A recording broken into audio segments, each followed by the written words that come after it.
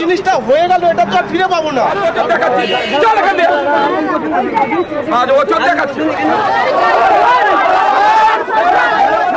কলকাতা পুরসভার 109 নম্বর ওয়ার্ডের সন্তোষপুরের পূর্ব দিগন্ত এলাকার প্রায় 26 কাঠার একটি পুকুর ভরাট করে ফেলেছে মালিক পক্ষ। এই অভিযোগ পেয়ে বৃহস্পতিবার সকালে পুকুর পুনরুদ্ধারে যায় পুরসভার প্রতিনিধি দল। সঙ্গে ছিলেন মেয়র পরিষদ সঞ্চিতা মণ্ডল, 11 ও 12 নম্বর ওয়ার্ড চেয়ারম্যান ও পুরকর্তারা। ছিল সার্ভেপাক থানার পুলিশও। পুরসভার কর্মীরা ভরাট হওয়া পুকুরের জমি কাটা শুরু করাতেই বিপত্তি।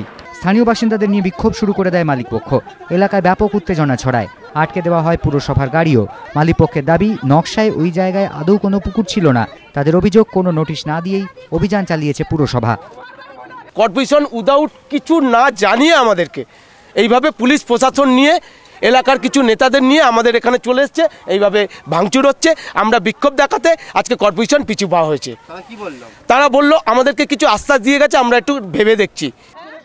যদিও পুরসভার রেকর্ডে ওই জায়গায় পুকুর ছিল বলে পাল্টা দাবি করেছেন মেয়র পরিষদ সঞ্চিতা মণ্ডল। তিনি জানিয়েছেন, সংবাদপত্রে বিজ্ঞাপন দিয়েই পুকুর পুনরুদ্ধারে গিয়েছিলেন পুরসভার প্রতিনিধিরা। আমাদের কাছে কাগজপত্র থেকে ম্যানেজমেন্ট কন্ট্রোল নিয়ে এটা এসেছিলাম।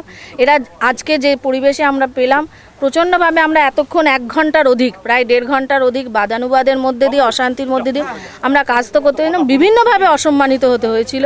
আমাদের নিজেদের খারাপ লাগছে যে আমরা কোনো জায়গায় অশান্তি চাই না, যে জায়গা অশান্তি করে কাজটা করব বলে এখানে আমরা আইনতভাবে কাগজপত্র দেখি, ওরা যেটা বুঝতে চাইছে না, জানতে চাইছে না, আমরা সেটাকে বুঝিয়ে অফিস থেকে এটাকে ডিসিশন নিয়ে করবো।